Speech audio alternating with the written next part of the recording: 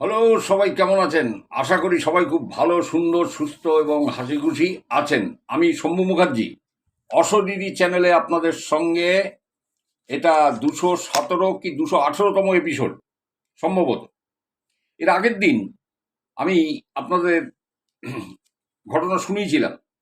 তার মধ্যে প্রথম যে ঘটনাটা আমি শুনিয়েছিলাম, তো সেখানে আমি সম্ভবত বলেছিলাম যে এই ঘটনা কিন্তু তত মারাত্মক, শোনার সময় মনে নাও হতে পারে যে এ আর এমন কি ঘটনা, তেমন তো মারাত্মক কিছু না। কিন্তু এই ঘটনায় কিন্তু কাউকে কাউকে এফেক্ট করতে পারে, যেমন আমাকে করেছে। এবং এখনো আমি পুরো কিওর নই। হুম। তো এইরকম আমি কমেন্ট করে জানাতে বলেছিলাম, এবং অনেকেই জানিয়েছেন কমেন্ট করে। যেমন স্বস্তিকা গাঙ্গুলি, যদি এই অনুষ্ঠান শোনেন, ইনি এই গল্প শুনেছেন। এবং দিব্যি ভালো মানুষ, বিকেলবেলা ঘুম থেকে উঠে সন্ধ্যাবেলা থেকে 103 ডিগ্রি জ্বর, এবং ওর হাজবেন্ডের গায়ে কালো পোড়া পোড়া দাগ, এবং যথারীতি ডাক্তারখানায় দৌড়তে হয়েছে। এক, কম্পিউটার আয়ুষ ঘটনা শুনেছিলেন, এবং যখন শুনেছেন সন্ধ্যেবেলা থেকে কোমর থেকে পা পর্যন্ত যন্ত্রণা কেন হলো বুঝলাম না, অসহ্য যন্ত্রণা হচ্ছিল। এ মুখার্জি, @মুখার্জি লেখা, বলেছেন জানি না ঘটনাটা শুনেছিলেন, এবং সন্ধ্যের থেকে জ্বরে ভুগেছেন। তা এইরকম শতকরা দেখা যায় যে 100 জনের মধ্যে 4-5 জন এরকম একটু এফেক্টেড হন। তবে প্রত্যেককেই বলি, এগুলো ক্ষণস্থায়ী ব্যাপার, এটা তাৎক্ষণিক এফেক্ট, এতে ভয় পাওয়ার কোনো কারণ নেই। কারণ আমি যে ঘটনা বলবো, যদি এফেক্ট হওয়ার চান্স থাকে আমি কিন্তু বলে দেবো। ঠিক আছে? দেখুন, আমি তো সেদিনকে বলেছিলাম, আমি বলেই দিয়েছিলাম, এবং আপনাদের কমেন্ট করে জানাতে বলেছিলাম। আচ্ছা, একজন লিখেছেন, অরূপ চোংদার মহাশয় লিখেছেন যে আপনি কোনো মন্ত্র বলে বা কোনো ঠাকুর বলুন বা যাই বলুন, আপনার শরীর বন্ধন করা আছে। মানে আমি যেটা বুঝলাম আর কি, মোদ্দা কথায় আপনি সেই ভয়ঙ্কর কাহিনীটা শুনতে চান। ঠিক আছে, আমি চেষ্টা করবো দাদাভাই। যদি সেই মেয়েটি আমাকে দেয়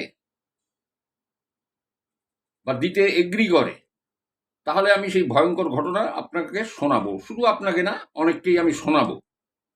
ঠিক আছে? এবারে অতটুকু শুনেই যদি এতগুলো এফেক্ট হয়, আপনি বোঝেন, তাহলে একটু সমস্যা আছে। আর এক ভাই লিখেছেন, 2021 থেকে 2022 যতগুলো অলৌকিক চ্যানেল আছে, এই চ্যানেলের ঘটনাগুলো শুনলে গায়ের লোম খাড়া দিয়ে ওঠে। অনেক ধন্যবাদ। মানে কোনো জায়গাতে মনে হয় যে আমার পরিশ্রমটা খানিকটা সার্থক হয়েছে। কারণ থাম্বনেলহীন, কোনো মিউজিক ছাড়া একটা চ্যানেল, যেখানে আমি সোজাসুজি সরাসরি বাড়ির লোকের মতো বসে আপনাদের এই ঘটনাগুলো শোনাই। এখন ঘটনাগুলো হলো, আমি আগেও বলেছি যে এগুলো কোনো বইয়ের দোকানের কেনা বই বা সারা কলেজ স্ট্রিট তোলপাড় করে ফেললেও এর একটা ঘটনা আপনি খুঁজে কোথাও পাবেন না, বা বেরও করতে পারবেন না। তাই যখন এইরকম মন্তব্য পাই, তখন সত্যি খুব ভালো লাগে। এবং আরও একটা কথা বলি, যে 9.5 বছর ঘটনা আমি বলছি, আমি বুঝতে পারি যে এই যে বিভিন্ন আপনারা জায়গার গল্প শোনেন, কেউ কেউ উইলিংলি আমাকে পাঠান, আবার কখনো কখনো আমাকে খুঁচিয়ে বার করতে হয়, খোঁচাতে হয় যাদের, আমি তাদের নামটা কিন্তু নেব না। এদের কাছে কালেকশন থাকে, এনাদের কাছে, তখন আমাকে যেতে হয়, সে হোয়াটসঅ্যাপ মাধ্যম হোক বা যে কোনো মাধ্যমে হোক, আমাকে যেতে হয়, যে আমাকে বলতে হয় যে কোনো ঘটনা কি এলো বা কোনো ঘটনা আছে। ঠিক আছে? এবং তাদের মুখ থেকে যেটা বেরোবে সেটা কিন্তু একদম অ্যাকিউরেট বেরোবে। ঠিক আছে, তো চলুন আমি আজকের ঘটনা বলি। অনেকখানি সময় নষ্ট করলাম, আসলে বলার দরকার ছিল এগুলো একটুখানি। কার কার কি হলো না হলো তো আমার তো লাগে, তাইতে ঘাবড়ানোর কিছু নেই, ঠিক হয়ে যাবে। ওগুলো তাৎক্ষণিক হয়। তো চলুন আজকে এই যে আমি যে সেই মনে আছে সেই বেলদায় সুকন্যার মায়ের সুকন্যার ঘটনাটা বলেছিলাম। সুকন্যা, যার ডাকনাম কচ ছিল, তখন একটু শুধরে দিই আমি। ওনার ভাসুরের যে বড় ভাসুরের যে ছেলের হয়েছিল, আমি বলেছিলাম পুত্র সন্তান কন্যা সন্তান হয়েছিল, এবং ওই পুরীতে জগন্নাথ দেবের ওখানে মাথার চুল মানত ছিল গেছিল, তখন ওই কচ্ছ যেভাবে বা সুকন্যা যেভাবে ওই জয় রাধে করতো মাথার উপরে হাত তুলে, ওই বাচ্চা মেয়ে 12 মাসের, সেও ঠিক ওইরকম করছিল।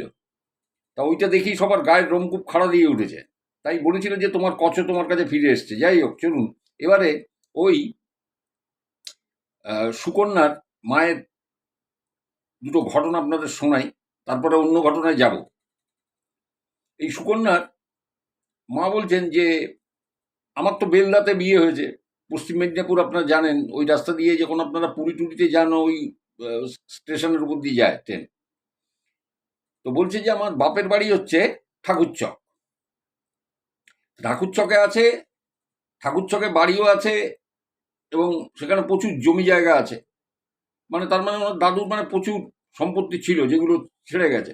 এবং গ্রামের ভিতরেও গ্রামের ভিতরেও কিন্তু ওনাদের বাড়ি রয়েছে, সেখানেও প্রচুর ধানি জমি টমি প্রচুর রয়েছে।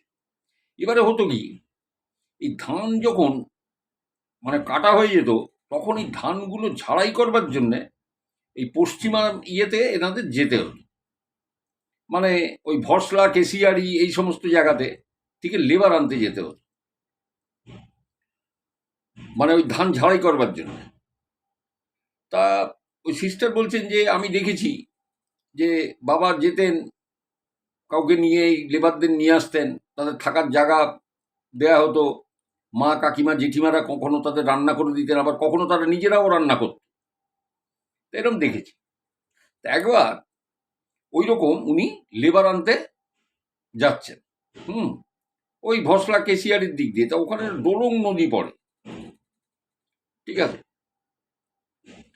মানে নদীটা ঠিক মানে সেই দৈর্ঘ্যে পৌঁছতে পারে বিশাল না হলেও মানে একটা খাল বা তার থেকে বড় এরকম বললেই চলে, ঠিক আছে।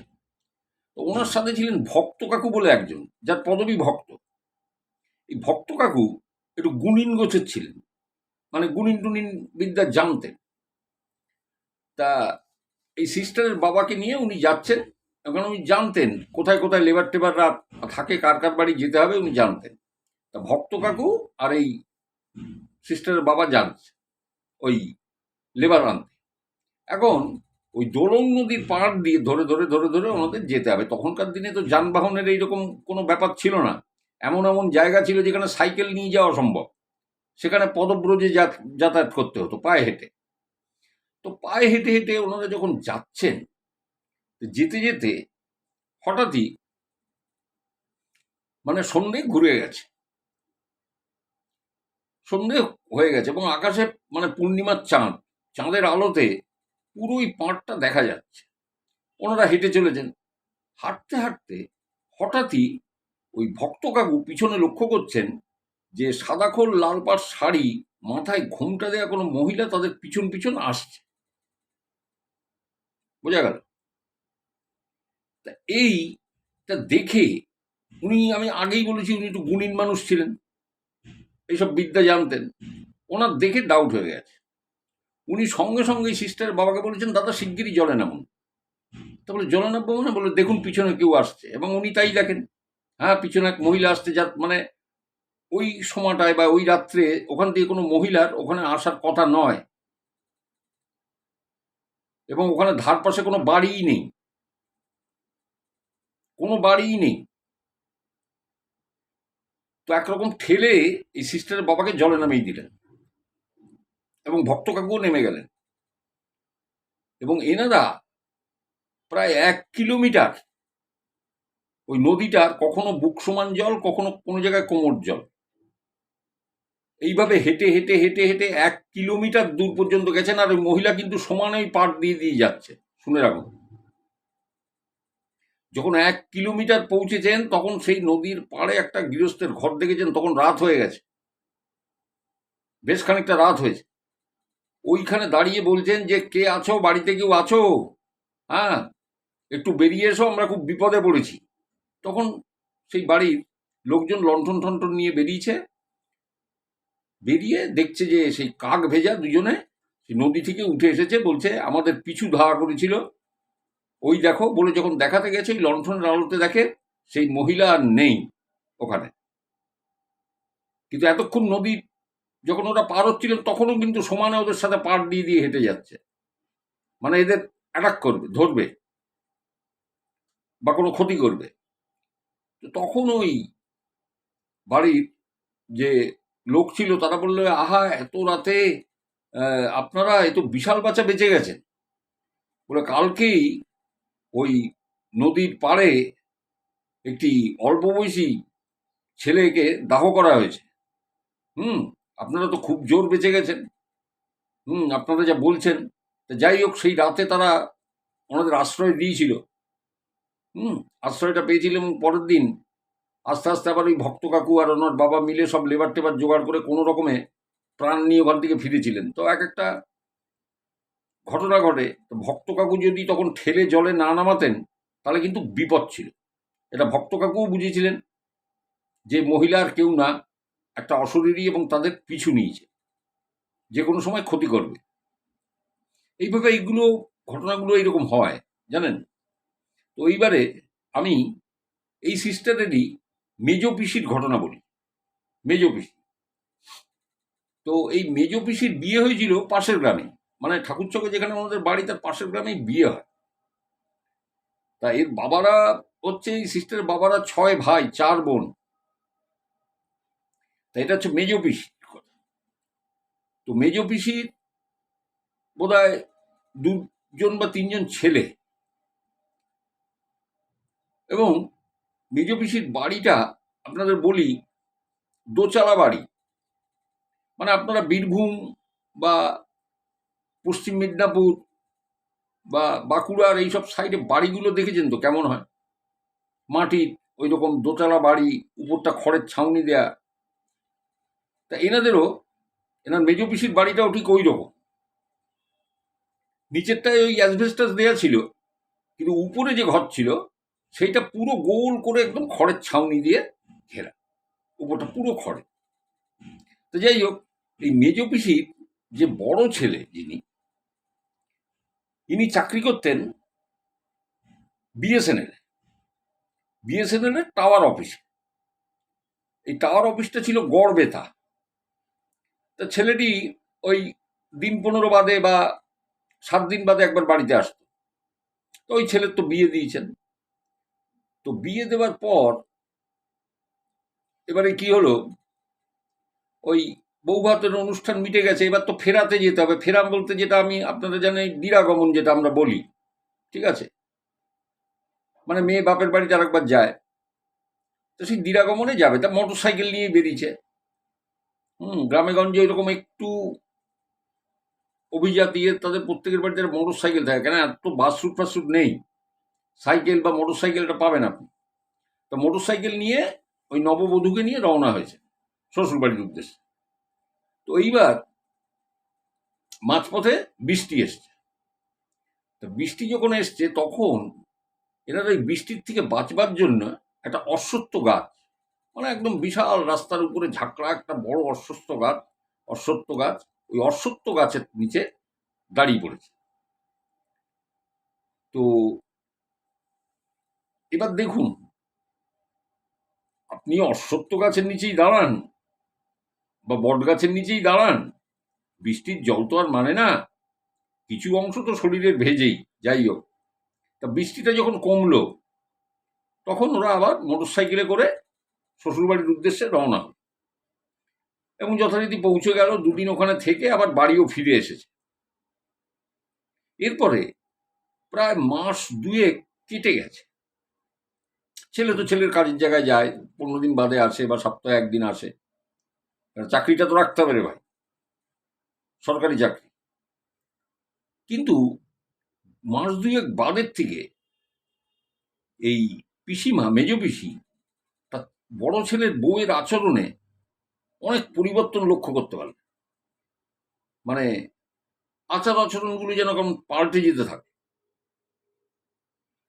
যেমন বড় ছেলে বাড়ি এলো, সে বউ তার হাজবেন্ডের সাথে, তার বড় ছেলের সাথে মানে বাজে ব্যবহার করা বা খ্যাট খ্যাট করে ওঠা, আবার বড় মেজ পিসির মুখের সাথে মুখ চালানো, ঠিক এই ধরনের। মানে চলা ফেরায় সবকিছু তো একটা কেমন একটা, মানে একটা অসঙ্গতি, একটা মানে যেটা পিসিমার ভালো লাগছে না। এরপরে তা ছেলেটি তো তার কাজের জায়গায় আবার চলে যেত, বাড়িতে এসে একদিন দুদিন থেকে। তা ওই বউ তো একাই থাকতো ঘরে।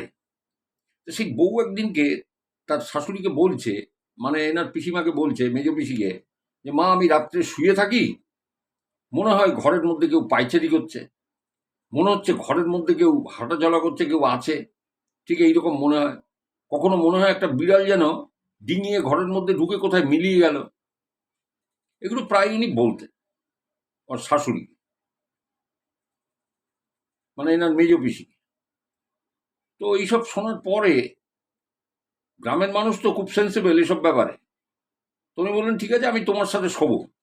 তো উনি শোয়া শুরু করলেন বউয়ের সঙ্গে, কিন্তু তাতে খুব একটা সুরাহা কিছু হলো না। এবং এই সিস্টার তো ওনার ননদ হয়, তা বলছে যে আমাদের কাছেও বলেছে যে দিদি এরকম রাত্রে আমি তো কাপড় পরে শুয়ে থাকি, শাড়ি কাপড় পরে শুয়ে থাকে, সকালবেলায় উঠে দেখি যে আমার গায়ে কাপড় নেই, কাপড়টা মাটিতে ফেলা খাটের নিচে। বুঝুন। এরপরেও দেখেছে যে রাত্রে শুয়ে আছি, হঠাৎ পাশ ফিরে দেখছে যেন ওর স্বামী শুয়ে আছে, মানে ওর হাজবেন্ড। কিন্তু পর মুহূর্তে দেখছে না হাজবেন্ড না, অন্য কেউ শুয়ে আছে, অন্য কোনো ছেলে। এবার বিকট চিৎকার করে উঠেছে ওইটা দেখেই। একটা অন্য পুরুষকে ওইরকম দেখে, যাকে সে চেনে না, ওইটা দেখেই চিৎকার করছে এ কে। মুহূর্তের মধ্যে কেউ নেই, কিচ্ছু নেই, সবটাই মিলিয়ে গেল। তো পিসিমা ওই ডাক শুনে তো চলে এসছেন, এসে তন্মদিন কি হয়েছে বলে এইরকম ব্যাপার, কেউ এখানে শুয়েছিল, আমি ঘুমোচ্ছিলাম, আমি ভেবেছি আপনার ছেলে, কিন্তু দেখি যে না আপনার ছেলে না, এটা অন্য কেউ। তখন পিসিমা এবারে মেজ পিসি করলেন, এক গুণিনকে নিয়ে এলেন। তো গুণিন এসে সব শুনে টুনে বলছে তো অনেক দেরি করে ফেলেছেন, এখন তো আর মানে এটা আমার কাজ না, এক কথায় বলে দেখুন আমি যা শুনলাম, যে অশ্বত্থ গাছের তলে ওরা দাঁড়িয়ে ছিল, সেই অশ্বত্থ গাছ থেকেই কেউ আপনার মানে পুত্রবধূর পরে হাবি হয়েছে, এবং সে একটি ব্রাহ্মণ সন্তান এবং অবিবাহিত। একে তাড়াতে আমি পারবো না, এটা আমার কাজ না, আমার ক্ষতি হয়ে যাবে, আপনারা অনেক দেরি করেছেন। তো পিসিমা মেজ পিসি আর কি করেন, তখন অন্যত্র উনি চেষ্টা করতে লাগলেন যে দেখি আরো তো গুণিন আছে, তা একজন বড় গুণিনকে উনি জোগাড় করতে পারলেন। সেই গুণিন এলো। এখন দেখুন আপনি একটা ডাক্তারের কাছে গেলেন, তিনি একরকম বললেন, আবার পরে যে অন্য বললেন, ওনার কথা বিশ্বাস হলো না, আরেকজনকে ডাকলেন, তিনিও কিন্তু সেই একই কথা বললেন যে আপনার এখান থেকে এই প্রবলেমটা হয়েছে। এবার দুই গুণিনের কথাতেই কিন্তু মিলে যাচ্ছে। পরে যে বড় গুণিন এলো, সেও বলছে যে সমস্যাটা খুব গভীরে, এবং সেও ওই একই কথা বলছে, যে কোনো ব্রাহ্মণ সন্তান হয়তো আত্মহত্যা করেছিল এবং অবিবাহিত, এবং আমি ছাড়াতে পারি, কিন্তু আপনাদের বিরাট ক্ষতি হয়ে যাবে। তো পিসিমা তখন ভাবছেন যে ক্ষতি কি হবে, আমার বউ নতুন মানে বিয়ে করে আনা ছেলের বউ, তার এরকম ক্ষতি হচ্ছে, এর থেকে বেশি ক্ষতি আমার আর কি হবে, যা হবে হবে, আপনি ছাড়ান। তা উনি সেই ক্রিয়াকর্ম তো শুরু করলেন যখন বলেছেন। এবং উনি বলেছিলেন বারবার রিপিটেডলি যে আপনাদের কিন্তু ক্ষতি হবে। তো পিসিমা তাদের পাত্তা দেননি। তো উনি ওইটাকে নিষ্কাশন করে দিলেন, মানে ওটা ছাড়িয়ে দিলেন একদম, মানে মন্ত্র পড়ে বা যজ্ঞটজ্ঞ করে যা করে হোক তাকে তো তাড়িয়েছে। বলছে এর কিছুদিন বাদে সব ঠিকঠাক চলছিল, বললো পিসিমাদের নিচের ঘরে রান্না হতো, উপরেরটা খড়ের ছাউনি তো উপরের ঘর, তো উপরে কোনো প্রাইমার স্টোভ ছিল না, কোনো কেরোসিন তেল ছিল না, কোনো দেশলাই ছিল না, কিছু না। হঠাৎই দুপুরবেলায় দাউ দাউ দাউ দাউ করে সেই খড়ে আগুন লেগে গেল। এবং আপনারা জানেন যে তখনকার দিনে গ্রামে একটা বাড়ির থেকে আর একটা বাড়ির দূরত্ব কিন্তু অনেকটা হয়, এটা তো আপনারা মানবেন। ফলে এই যে চিৎকার করে ডাকা, তাদের আসতেও তো সময় লাগে, ততক্ষণে লেলিহান শিখা সে পুরো বাড়িটাকে গ্রাস করে ফেলেছে। মানে বালতিতে করে কেউ যে জল দেবে বা দেবে ধারে কাছে পুকুর, তার সে অবস্থাও আর নেই। সে আগুনের সামনে যাওয়া যায় নাকি? দমকলে খবর দেওয়া হয়, দমকলের প্রায় তিনটে ইঞ্জিন আসে, তারা যখন ওই আগুন আয়ত্তে আনে তখন সব শেষ, মানে কালো হয়ে গেছে পুড়ে। মানে আপনি খাট আলমারি যা যা আসবাবপত্র, কিছু নগদ টাকা পয়সা যা বাড়িতে থাকে সাধারণ মানুষের, সোনার গয়না টয়না সব শেষ, একেবারে নিঃস্ব হয়ে গেল, পথে বসানো। এবং গ্রামবাসীরা সেই সময় কিন্তু খুব সাহায্য করেছে, ওনাদের পাশে দাঁড়িয়েছে, ওনাদের থাকার ব্যবস্থা করেছে, ওনাদের খাওয়ার ব্যবস্থা করেছে, সব কিছু করেছে। এবং ছেলেরা যেহেতু উপার্জনশীল, তাই তারা হয়তো মাথা গুঁজবার মতো ঠাঁই তারা হয়তো করে নিতে পেরেছিল। কিন্তু মুশকিলটা হলো যে এই ঘটনাটা ঘটার পরে পিসিমা মারাত্মক জ্বরে আক্রান্ত হলো, যে চিকিৎসাটা ওইখানে সম্ভব হচ্ছিল না, চিকিৎসাটা, এবং তাকে কলকাতা ট্রান্সফার করা হয়। এবং আমি বলি হসপিটালটা প্রেসিডেন্সি জেনারেল হসপিটাল, আপনারা বুঝতে পেরেছেন কোন হসপিটালের কথা আমি বলছি। সেখানে তিনি দীর্ঘদিন ছিলেন এবং একসময় তাকে রিলিজ দেওয়া হয়। তিনি বাড়িতে আসেন এবং দুদিনের মাথায় তিনি মারা যান। তাহলে গুণিন তো ঠিক কথা বলেছিল যে আপনাদের কিন্তু বড় ক্ষতি হয়ে যাবে, পিসিমা সেদিকে কর্ণপাত করেননি। তা এক একটা নেগেটিভ এনার্জির দাপটটা দেখুন। আমরা ভাবি যে এই ফ্ল্যাট বাড়ি, এই অট্টালিকা, এত ভেপার ল্যাম্প, অমুক তমুক, কিন্তু নেগেটিভ এনার্জি ফুরিয়ে যায় না, ও মানুষের খালি দেহটা চলে যায়, জীবনটা কিন্তু থেকে যায়, যেটাকে আমরা বলি এনার্জি বা রক্ত মাংস ইয়েতে ভর করে যেটা সেই প্রাণ বায়ুটা, প্রাণ ভোমরাটা ভিতরে আমাদের বাস করে, সেটা কিন্তু নির্গত হয়ে যায় শরীর থেকে। এবং সেদিনকে একটা গ্রুপে একটা আলোচনা শুনছিলাম যে মানুষের আত্মা কতদিন পর্যন্ত আমাদের চারপাশে থাকে বলে, এইরকম একটা মানে প্রশ্ন উত্তরের আসর করেছিলেন, বহু কমেন্ট পড়েছে। তা আমি তো এই সমস্ত জায়গাতে ধরুন আমি কমেন্ট টমেন্ট করি না, আমি কি কমেন্ট করবো, এক একজন এক রকম লিখেছে। কেউ লিখেছে 1 বৎসর কাল থাকে, বাৎসরিক না হওয়া পর্যন্ত থাকে, অমুক তমুক। দেখুন আমি যা পড়েছি তাতে একটা মৃত্যু যন্ত্রণা সাংঘাতিক। 1000 ভীমরুলের দংশন হলে যেমন আঘাতপ্রাপ্ত হয় মানুষ, ঠিক ততটা ভয়ঙ্কর হয় মৃত্যু যন্ত্রণা। কিন্তু আফটার ডেথ সেই লোকটি সুস্থ বোধ করতে থাকে বা সেই মানুষটি সুস্থ বোধ করতে থাকে এবং সে নর্মাল লাইফ লিড করে। সে বুঝতেও পারে না সে মারা গেছে। সে তার মতো সকালবেলায় স্নান করছে, অফিসেও যাচ্ছে, টেবিলে বসে খাচ্ছে, ঠিক আছে, অফিসের টেবিলে যেও বসছে, সব কিছুই করছে। সে ভাবছে সে বোধহয় তার লাইফটা লিড করে যাচ্ছে, কিন্তু ব্যাপারটা তার নয়। যতক্ষণ পর্যন্ত অনেক আগের পুরনো একটা বিদেহী আত্মা তাকে এসে সজাগ না করে যে ভাই তুমি ইহলোকে নেই, ততক্ষণ পর্যন্ত তার ওই জ্ঞানটা আসে না। এটাকেই বলে প্রেতলোক। তো যাই হোক, আমি কতটা বোঝাতে পারলাম জানি না, এগুলো অনেক পড়ার ব্যাপার আছে। তো যাই হোক, এর পরের ঘটনায় চলে যাই। এই পরের ঘটনাটা সোহম ভট্টাচার্য, হ্যাঁ ভট্টাচার্য, সোহম সোহম সম্ভবত হাওড়াতে থাকে, যদি ভুল না বলি, শুনে নেব। তাই সোহম অনেকদিন আগে ঘটনাটা আমাকে পাঠিয়েছে। ওর ঠাকুমার বয়ানে, ওর ঠাকুমা অডিওটা ঠাকুমা করেছে। ওর ঠাকুমার বয়স হচ্ছে 86 বছর।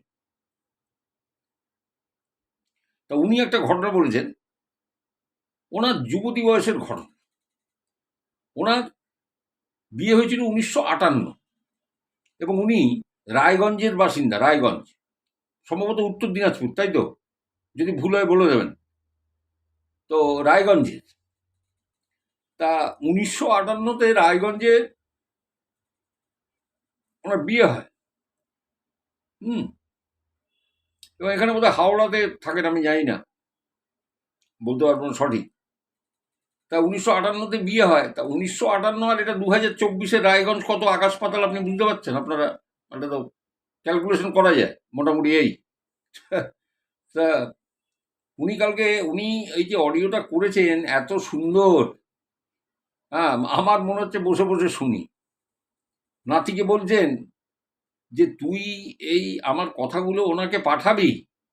তার নাতি তখন বলছে যে হ্যাঁ ঠাম্মা, তুমি বলো কি হয়েছিল তোমার। তখন বলছেন যে 1958-তে, হ্যাঁ 1958-তে আমার বিয়ে হয়। তা 1960 সালে তোর জ্যাঠা, মানে তার ডাকনাম ভোলাবাবু, আমি বাবু বলেই বলছি, কেন এখন তো তিনি আমার বয়সী বা আমার থেকে একটু ছোট হবেন। তো ওই প্রথম সন্তান, তা সন্তান হবে বলে আমি রায়গঞ্জে এসেছিলাম 60-এর দশক। তা আপনারা জানেন যে মেয়েদের বিয়ে দেওয়া হলে আগেকার দিনে তো আরো বেশি এটা ছিল যে মেয়ে বাপের বাড়ি যায় সন্তান সম্ভব হলে, এবং সেখানেই তার বাচ্চা হয়। তারপরে 1 মাস 2 মাস বাদে সে আবার শ্বশুর বাড়িতে ফেরে। এটাই রীতি রেওয়াজ ছিল, এখনো আছে, তবে আবার কোনো কোনো জায়গায় ব্যতিক্রমীও আছে, বুঝলেন তো?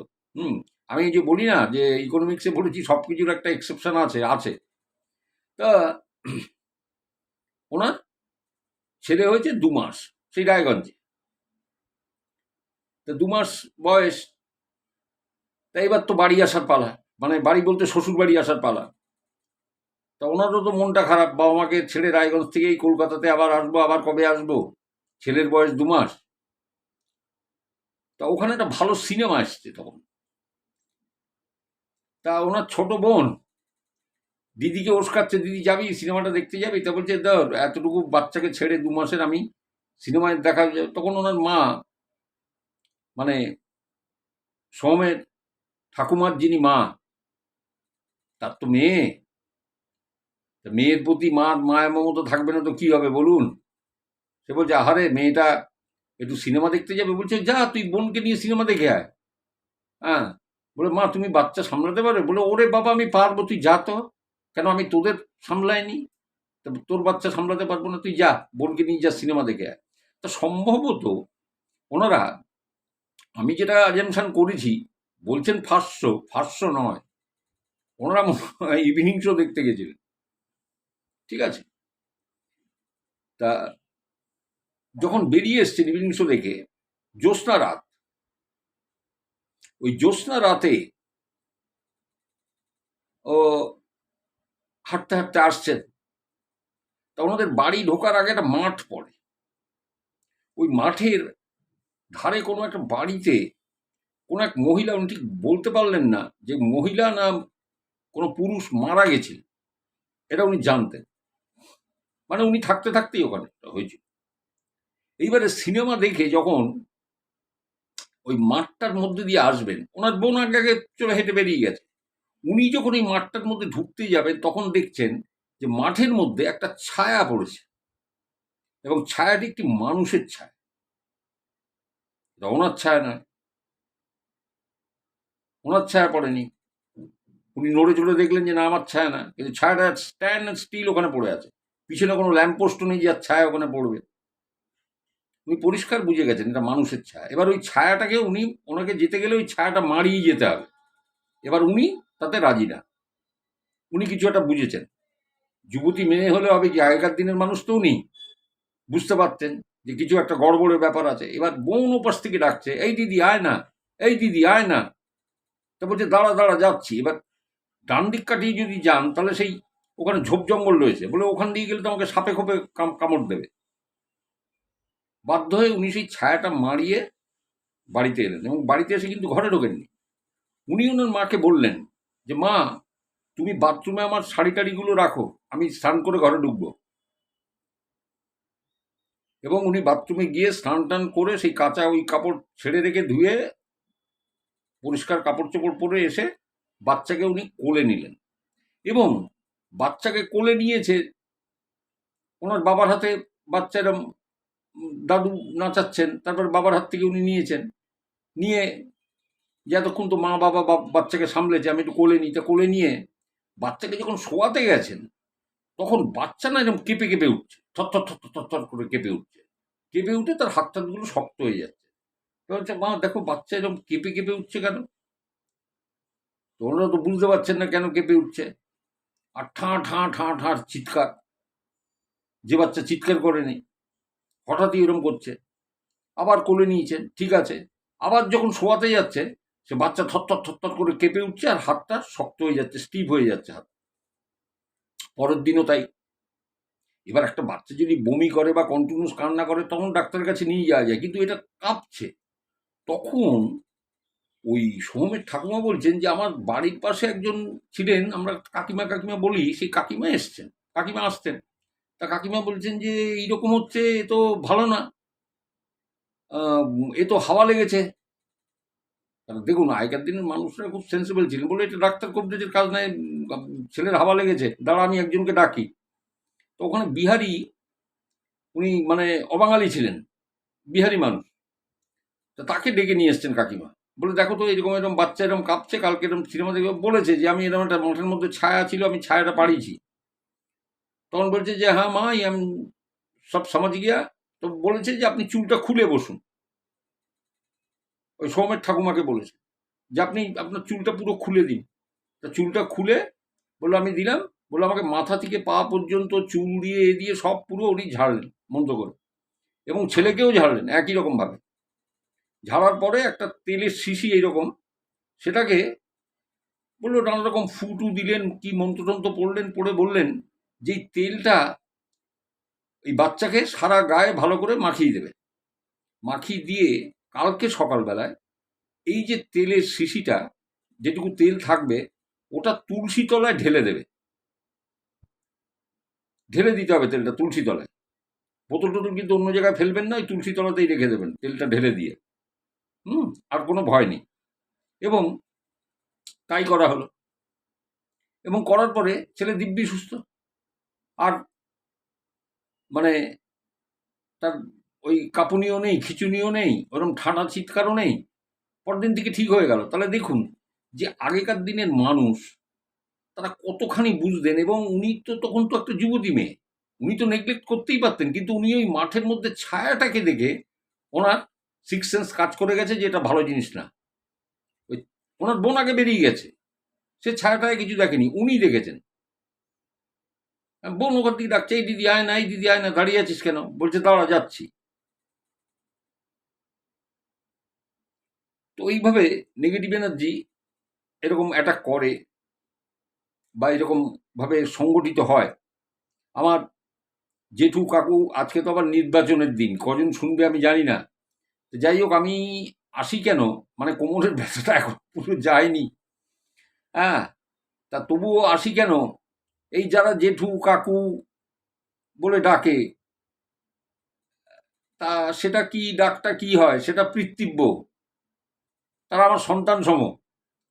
তাই আজ এদের, ধরুন আমার মেয়েরও তো বিয়ে দিয়েছি, তা এদেরও বিয়ে হয়ে গেছে সব, কারোর ছেলে মেয়ে হয়ে গেছে, তবুও দেখুন আমাদের কাছে এখনো ছোট আছে, সেই গল্প শুনতে খুব ভালোবাসে। এটা একটু গল্পের ইয়ে, চাতক পাখি, মানে যে অন্তত জেঠু আসুক কিছু বলুক। কেউ কেউ বলেন দাদা আসুক কিছু বলুক, শুনি কার কি হলো। এবং এটা শুনে এতটা এদের ভালো লাগে, আমি বুঝতে পারি যে এ তো কোনো বইয়ের গল্প নয়, মাটি খুঁড়লেও পাওয়া যাবে না এসব ঘটনা। তারা আমাকে জানান, আমার কাছে পাঠান, হ্যাঁ। তা সেই ঘটনাগুলো আমি আপনাদের সামনে, মানে এই সবার সামনে আপনাদের তুলে ধরি যে এই ঘটনা। কোনো ঘটনা খুব মারাত্মক, কোনো ঘটনা একটু কম ভয় লাগে, কোনো ঘটনা খুব আমাদের আশ্চর্য করে দেয়। হ্যাঁ, তা এই রকম ঘটনা নিয়ে অলৌকিক ঘটনা তৈরি হয়। যাই হোক, আজকের মতো শেষ করি। আহ, ওই সময় কাটাবার জন্য যেটুকু মানে আমার বলার বাকি ছিল, এরপরে সায়নীর আছে, মুনমুনের বোধহয় আছে, একটা অডিও করে পাঠিয়েছে, তারপর আরো দুজনের আছে। তা আমি তো আসবো, ঠিক আছে, এসে এসে সব বলবো, চিন্তার কিছু নেই। যারা যারা পাঠিয়েছেন সবার ঘটনাই বলা হবে, অসুবিধার কিচ্ছু নেই, আমার তো বলাটাই কাজ। তা আজকের মতো তাহলে উঠি নাকি? আবার দেখা হবে। দেখি যদি কালকে শুনতে পারি, বুধবার, সোমবার তো, মঙ্গল, বুধ, যদি বুধবার পারি।